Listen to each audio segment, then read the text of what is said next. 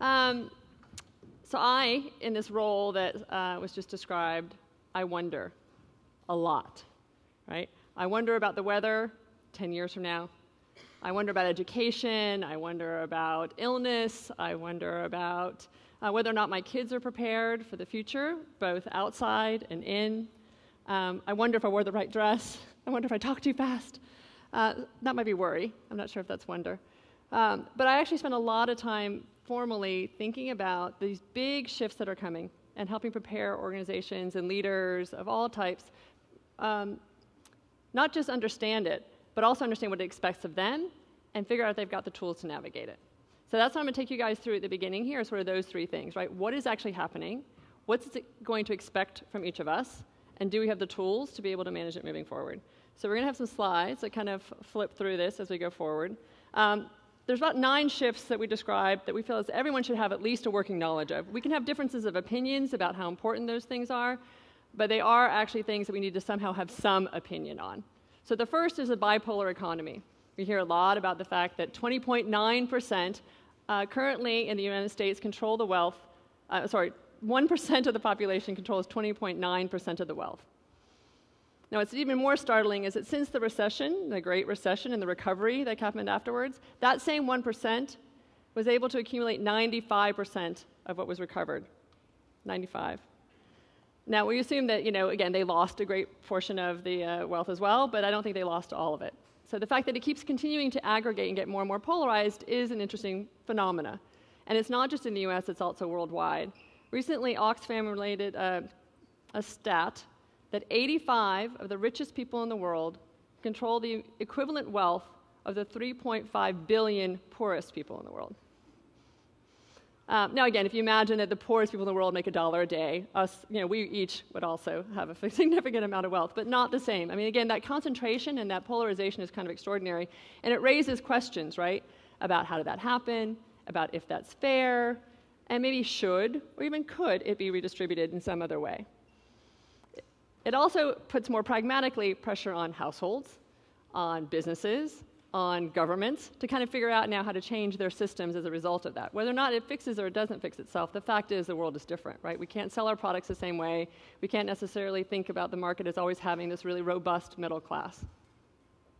The next big shift then is the Internet of Everything, right? We hear about that a lot, but it really is kind of extraordinary to think that transistors will become so tiny and so cheap that they can be embedded in absolutely everything, right? From our lawn sprinklers, to our toothbrush, to our cereal boxes, to our pillows. I was actually having a debate with a futurist of Intel about the fact that he couldn't make my pillow any better than it is, and he convinced me that he could.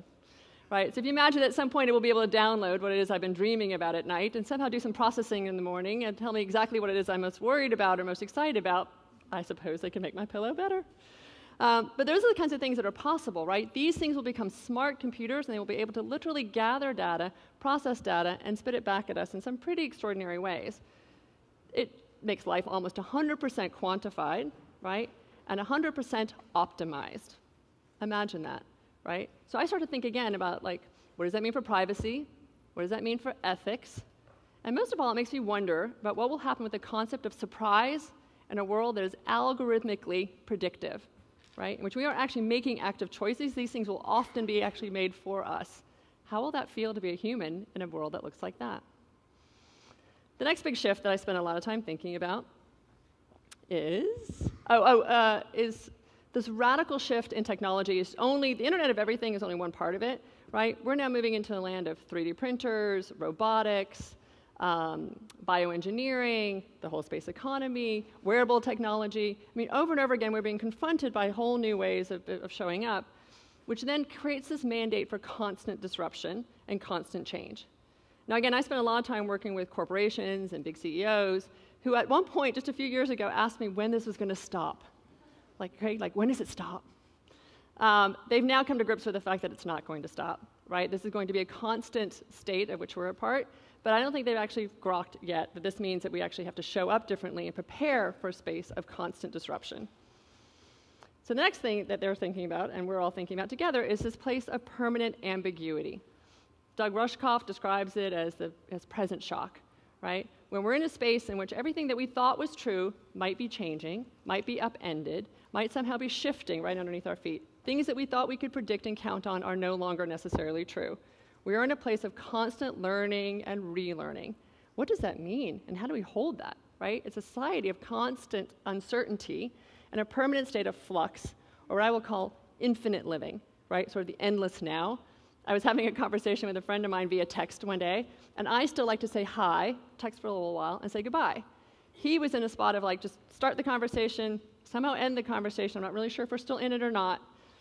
And I couldn't figure out the difference, and I realized I'm a narrative texter. I still believe in that old world. You're an infinite texter. For you, there's an constant, ongoing conversation. That is sort of the way society looks as well. Sometimes those two things don't necessarily fit well together. The next big shift that we spend time talking about, the good news is around this whole shift of infinite, right, is that we also then constantly have access to other people. We are not in this game alone anymore. I never have to spend time wondering if the snack that I'm having in the middle of the night, whether it's pickles and sour cream or whatever that might be, is a weird snack. I can always find somebody online who would offer an opinion about whether or not that was a good idea or not a bad idea.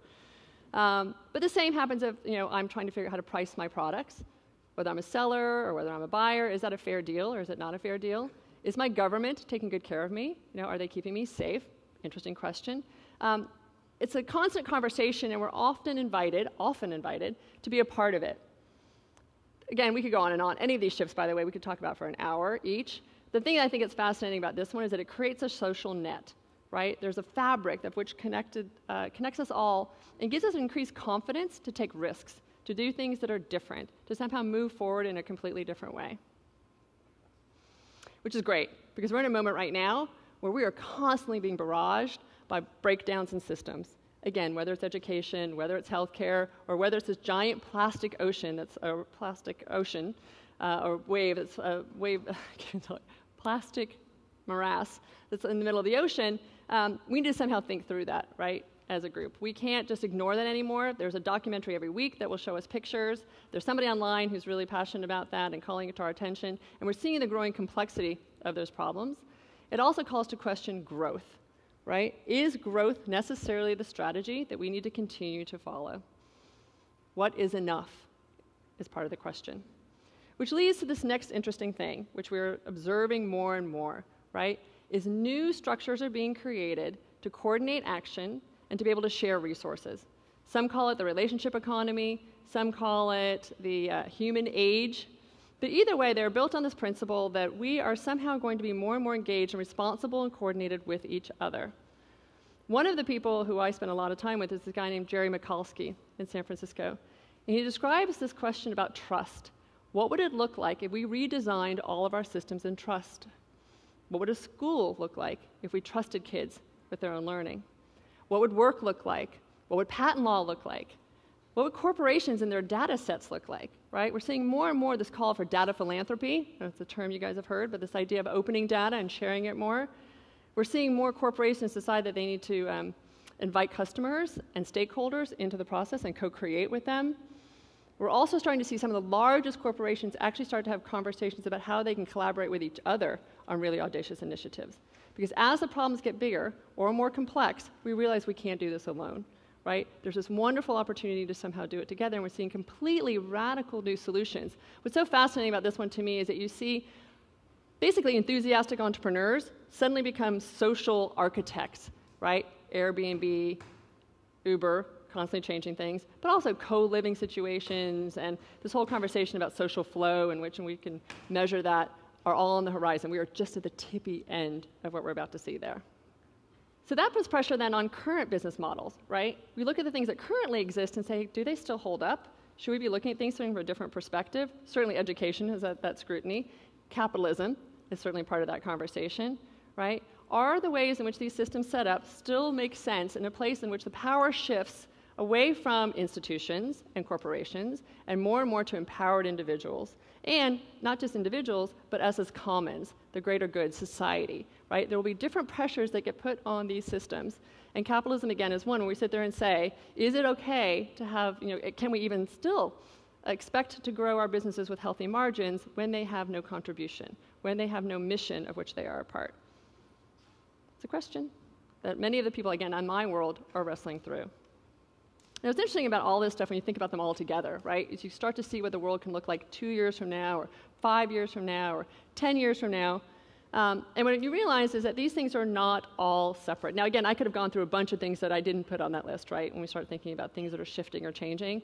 I think most of them become somehow related to these, because these things are not disconnected from one another, right? These are not isolated things that are all happening. They're all connected. And this idea of understanding connection is huge when we start to think about how we move forward and what it expects from us. So again, I sit back in my little spot and I wonder, right? Wonder what this means for us as leaders and creators. What is it that we are expected to deliver in a society that looks like that, and in a future that looks like that? My hypothesis is that radical ideas or radical solutions, right, require an openness to radical ideas. And what are some of those radical ideas? Well, just quickly again, I will go through and say in the business world, we've been taught that it's about consistency and control and autonomy and authority. Probably a list of more, but those are 4 really big ones, right? And I go in now and I share with them and say, actually, the world has changed. It's not about those things anymore. It's about being responsive. It's about being distributed in the way that we share information and that we share power within the organization. It's about humility and saying, I don't know. You try and tell CEOs that it's okay to say, I don't know. That scares the hell out of them. That is not what they've been taught makes them successful as a leader. And yet that's exactly the key that we need now for them to be able to walk in and say, I'm willing to learn and I'm willing to listen, right? So these places then to go, okay, this is how I'm supposed to show up. How do I actually get there, right? It's about helping them understand that living in a land of ambiguity is okay. Not always having the answer is fine. This idea that we can actually trust each other, that we can go into a space of expressing love and listening with empathy, right? Those are not easy concepts for a company to understand and for them to kind of work their way through. So we move into this whole question then again about as we move forward in this space together, how do we get to a place where we can open not just our heads, but open our hearts, right? There's a word that I learned to spend a lot of time with. It was a really important word for me. It's this word wonder, as you guys heard me describe it before. There was a guru in town who taught me this idea that wonder and resistance can't coexist. I was like, that's a great concept. And I spent some time really trying to understand that one. And now it has shown up in literally every corporate presentation I've done since. And they spent some time trying to understand what that means. And I think wonder is this incredible gateway drug. It allows us to go into a space in which we can put our heart into the game and put our brain aside a little bit, right? It allows us to kind of relax into this place of possibility. And then you're in a place of possibility, you actually then can open up to all kinds of new things, including this idea about self-awareness. We've heard that a lot today, but self-awareness is the critical tool, right? Again, as a leader or as a creator, you have to be able to understand where your boundaries are and how it is that you go. So in that place of self-awareness, it then opens up the door to what I would consider to be compassion. And compassion not just for others, but for yourself. It really does start here. Max talked about this idea of inside out, right? When you have compassion for yourself and you can see yourself in its full glory, it certainly gives you compassion for others, which then gives you a chance to actually think more about what the world needs and how you can be a part of the solution from which it goes. I think if you walk away from one, that would be my favorite. Now, how can I be so sure about this? I'll just tell you really quickly, because I know we're running behind in the day. But 5 years ago, my life kind of blew up. I will spare you all the messy details. I will say it did not have anything to do with health. It was some active choices that I made, but they were dramatic enough that they made me think about how I walk through the world, how I show up, what's important to me, what matters, how do I contribute, right?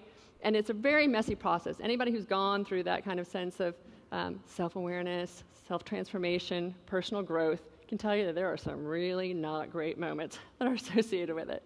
But the craziest part is that I was going through that personally, and I'm looking up watching that my companies and clients that I work with were wrestling with the exact same things, right? Questions around authenticity and vulnerability, which we as individuals have, corporations and organizations and leaders are struggling with exactly the same thing. And the more that I could bring my completely flawed humanity to the work that they were doing, the more that I had compassion and empathy for where they are, the more I could guide them to more radical solutions and radical openings. That's extraordinarily good news. The interesting thing about all this stuff is that we are not doing this actually in isolation, right? So yes, I do think radical solutions need openness to radical ideas, which are born of a radical openness of heart, but we're doing it as part of a much bigger system. And that's a really comforting thing. We start to confront a really complex problem to know that it is related to much other things, right? And it's not just about mind and body and soul, which are critically important for us as individuals. We have portals of wisdom that come in from so many different places. We don't have to sit here and just figure it out just from one little place. There are amazing solutions that come in, as we've been hearing about all day. But it also happens, again, on a systems basis. It happens as a society, it happens as a corporation, it happens in many, many big ways. We start to appreciate that dark and light dance together, right? I finally come to grips with the fact that growth is only possible when suffering is also a part of the situation. I try to avoid suffering as much as possible. And I realized you kind of can't, right? Once you start to accept that those two things are in combination, it actually, again, opens up a space of possibility and creation. And we recognize that this invisible web, that somehow of which we are a part, is something that will hold us as we move forward. To me, that is an incredibly comforting place. One of the things I wondered out loud with my clients and with people who know me is what would it have been like to be standing at the front end of the Renaissance? Would we have known that we were there? Would I have known that you were thinking this and you were thinking that and you were thinking that, and collectively it was going to grow into something kind of extraordinary that changed society? I think we're in a moment that is actually that pivotal, right? I wonder if we recognize that we're standing there now. Thank you.